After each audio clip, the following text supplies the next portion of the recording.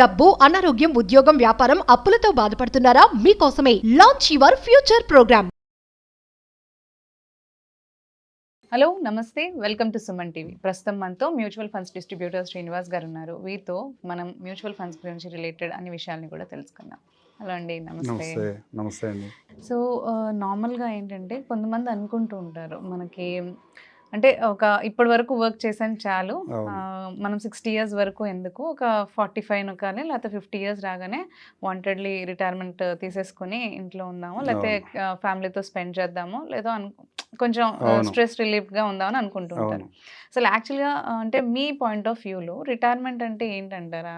అదే 60K తీసుకోవాలంటారా, లేదంటే మధ్యలో కూడా మనం అది చేయొచ్చు అంటారా? బేసిక్గా చాలామంది మా దగ్గరికి వచ్చే యంగ్ జనరేషన్లో యాక్చువల్గా రీసెంట్గా జాబ్ స్టార్ట్ చేసిన వాళ్ళు, లేకపోతే ఐటీలో ఒక 4-5 years నుంచి వర్క్ చేస్తున్న వాళ్ళు, వాళ్ళకి అక్కడ ఎన్విరాన్మెంట్ అర్థమవుతుంది. మనం ఎన్ని రోజులు ఇక్కడ సస్టైన్ అవ్వగలం. ఎందుకంటే కొత్త టెక్నాలజీ వస్తుంది, కొత్త పిల్లలు వస్తున్నారు, వీళ్ళకన్నా ఫాస్ట్గా ఆలోచించగలుగుతారు. మనం ఎన్ని రోజులు సస్టైన్ అవ్వగలము అన్న ఒక ఆలోచనతో చాలామంది వాళ్ళ ఉన్న జనరేషన్ అంతా కూడా మీరు 50 అంటున్నారు, కానీ నేను 40-45కి రిటైర్ అవ్వాలనుకున్న వాళ్ళు చాలామంది ఉన్నారు. చాలామంది ఫైనాన్షియల్ ప్లానర్స్ కానీ ఇంకోళ్ళు కానీ మీరు 60 దాకా ఏం వర్క్ చేస్తారు, 40కో 45కో మీరు రిటైర్ అవ్వండి అని అడ్వైజ్ ఇచ్చేవాళ్ళు కూడా చాలామంది ఉన్నారు. వాస్తవంగా జరిగిద్దండి, జరగదు. ఎందుకు జరగదు అంటే హైదరాబాద్ లాంటి సిటీలో ఒక 2 లక్షలు ఫ్యామిలీ వైఫ్ అండ్ హస్బెండ్ కలిపి ఒక 2 లక్షల రూపాయలు శాలరీ వస్తుంటే 2 లేకపోతే 3 లక్షలు వాళ్ళు మంత్లీ ఎర్న్ చేస్తున్నా కానీ ఒక మంచి గైడెడ్ కమ్యూనిటీలో ఫ్లాట్ తీసుకుంటున్నారు. అవును, గైడెడ్ కమ్యూనిటీలో ఫ్లాట్ తీసుకోగానే ఈఎంఐస్ స్టార్ట్ అవుతాయి. దాంతోపాటు ఇంటీరియర్ అంటారు, ఇంకోటి లైఫ్ స్టైల్ ఎక్స్పెన్సెస్. మనం దేని రాంగ్ అనడానికి ఏం లేదు, లైఫ్ స్టైల్ ఎక్స్పెన్సెస్ పెరుగుతూ ఉంటాయి, ఈఎంఐస్ అలాగే ఉంటాయి. ఆబ్వియస్గా వాళ్ళు 45 వచ్చినా 50 వచ్చినా కానీ ఏదో ఒక అకేషన్తో మార్కెట్ మిమ్మల్ని డ్రైవ్ చేసుకుంటా మిమ్మల్ని డెట్లోనే ఉంచుతుంది. క్రెడిట్ కార్డు ఇస్తాడు, పర్సనల్ లోన్ ఇస్తాడు, ఈఎంఐస్ ఇస్తారు, మంచి టూర్ ఆప్షన్స్ ఇస్తారు, దాంట్లో కూడా ఈఎంఐ ఉందంటారు, మన టెంప్ట్ చేస్తారు. టెంప్ట్ చేయడం ద్వారా మన అట్లాగే ఉంచుతున్నారు. అట్లా ఉంచకపోతే చాలా ఆర్గనైజేషన్స్కి ప్రాఫిట్స్ ఉండవు. అందుకని జనరల్గా మా ఉద్దేశం అయితే వాళ్ళు 50 దాకా 100% జాబ్ చేస్తారనే ఉద్దేశంలోనే మేము ఉన్నాం. కానీ 40కు రిటైర్ అవ్వాలి అనే కాన్సెప్ట్ ఏంటి అంటే మీరు ఫైనాన్షియల్లీ ఫ్రీగా ఉండాలి. ఎవరైనా ఫైనాన్షియల్ ప్లానర్ కానీ మా బట్టి మ్యూచువల్ ఫండ్ డిస్ట్రిబ్యూటర్ కానీ మా దగ్గరికి వచ్చిన వాళ్ళు చెప్పేది అంటే ఆ రోజుకి 40-45 వచ్చేప్పటికి మీకు ఈఎంఐ బడ్డీని లేకుండా చూసుకోండి. కొంచెం గ్యారెంటెడ్గా మనం పే చేయాల్సిన పరిస్థితులు ఏమీ లేకుండా చూసుకోండి. ఇన్సూరెన్స్ ప్రీమియమ్స్ కానీ లేకపోతే ఈఎంఐస్ కానీ లేదా ఇంకేమన్నా డెట్స్ ఏమీ లేకుండా మీరు ఫ్రీగా ఉండండి. రేపు ఏదన్నా మార్కెట్లో ఇబ్బంది, మీ ఉన్న వర్క్ లొకేషన్లో ఏదైనా ఇబ్బంది వచ్చింది, ఏదన్నా బయటికి రావాలని పరిస్థితి వచ్చినప్పుడు ఈఎంఐస్ని చూసి మనం భయపడకుండా ఉండే పరిస్థితిని తెచ్చుకోండి. దానికోసమే ఫైనాన్షియల్గా ఫ్రీ ఉండటం కోసం ఎర్లీ రిటైర్మెంట్ అనేది. అందుకని వీళ్ళని వర్క్ స్టైల్ ఏమీ చేయకుండా నేను ఇంట్లో కూర్చుంటాను అనే పరిస్థితి అయితే లేదు. అవును, కరెక్టే. కొంతమంది చెప్తున్నట్టుగా మీరు పర్లేదు మీ దగ్గర వెల్ ఆఫ్ ఉన్నారు కదా, మీరు ఎంజాయ్ చేయండి, ఇంట్లో కూర్చోండి, మీరేం పని చేయవసరం లేదని ఎవరైనా చెప్తే అది మనం మన ఎకానమీని నాశనం చేసుకున్నట్లే. ఎందుకంటే ఒక 30 years బ్యాక్ నేను చాలా చూసాం. దగ్గర మేము 1996 నుంచి హైదరాబాద్లో ఉన్నాం.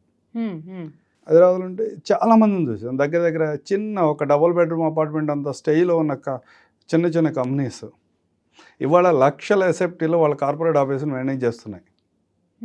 ఆ రోజుకి వాళ్ళంతా వెళ్ళాఫే. వాళ్ళు పనిచేసినా చేయకపోయినా నెక్స్ట్ 100 years కూడా వాళ్ళ ఫ్యామిలీస్ అన్నీ కూడా ఎలాంటి ఫైనాన్షియల్ ప్రాబ్లం లేకుండా వాళ్ళు నడవగలుగుతారు. అలాంటి వాళ్ళందరూ ఎందుకు పనిచేశారు?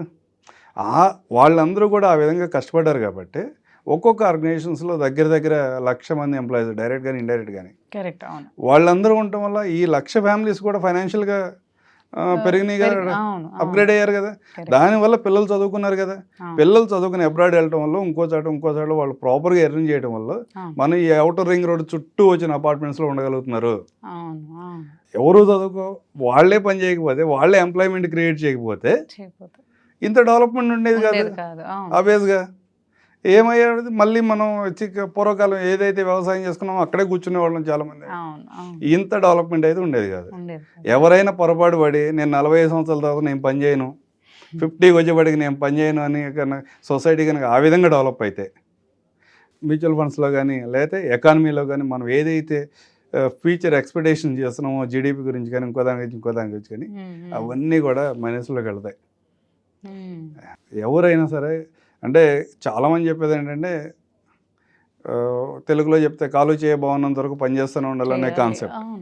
కొంతమంది వాళ్ళకున్న పరిస్థితులను బట్టి కొన్ని సందర్భాల్లో ఆగిపోయి వాళ్ళు ఏదన్నా చేయొచ్చు. అట్లాగే కానీ టోటల్గా అందరూ 60కి వచ్చేప్పటికి మీరు రిటైర్మెంట్లో ఒక 2 కోట్లు 3 కోట్లు ఇన్వెస్ట్ అక్యుములేట్ అయ్యేటట్టు చూసుకోండి. ఆ రోజు నుంచి మీరు పని చేయకుండా ఉండండి, ఈ అమౌంట్ని తీసుకెళ్ళి మీరు ఎంజాయ్ చేయండి అంటే పని ఎవరు చేస్తారు? ఎకానమీ ఎలా రన్ అవుతుంది? అట్లా ఏమీ వర్కౌట్ కాదు. ఫైనాన్షియల్గా ఫ్రీగా ఉండాలి. 40-45కి వచ్చేప్పటికి వాళ్ళకి ఈఎంఐస్ బడ్డీలు లేకుండా చూసుకోగలిగితే ఫర్దర్గా ఏ అవసరం వచ్చినా కానీ ఏదైనా టెన్షన్ వచ్చింది, ఏదైనా జాబ్లో క్రైసిస్ ఉంది, ఇబ్బంది పడకుండా ఉంటారు. పిల్లలు ఏదన్నా మంచి అంటే సహజంగా ఇవాళ ఉన్న ఎకానమీ గురించి మాట్లాడితే మిడిల్ క్లాస్ ఫ్యామిలీస్లో ప్రతి ఒక్కళ్ళు కూడా వాళ్ళ పిల్లలకి ఇమీడియట్గా జాబ్ వస్తే బాగుండు, నాకున్న ఫైనాన్షియల్ క్రైసిస్ తీరిపోతాయి అని ఆలోచిస్తూ ఉంటారు చాలామంది. వాళ్ళు నిజం బయటకు ఒప్పుకోపోయినా ఇది వాస్తవం. మనం కనుక 40-45కి అందుకే ఫైనాన్షియల్గా ఫ్రీగా ఉండగలిగితే నీ పిల్లల్ని నీ ఆలోచనను బట్టి వాళ్ళని పనిచేయమని రుద్దాల్సిన అవసరం ఉండదు. వాళ్ళ ఆలోచన బట్టి వాళ్ళ లైఫ్ స్టైల్ని డిసైడ్ చేసుకోగలుగుతారు. అప్పుడే ఇన్వెన్షన్స్ జరుగుతాయి. రోజు పని చేసుకుంటూ వెళ్ళి ఎక్కడో వర్క్ చేస్తుంటే ఇన్నోవేషన్స్ ఏమి రావు. వాళ్ళ ఆలోచన తగ్గట్టుగా వాళ్ళు పని చేస్తే క్రియేటివిటీతో చేయగలుగుతారు.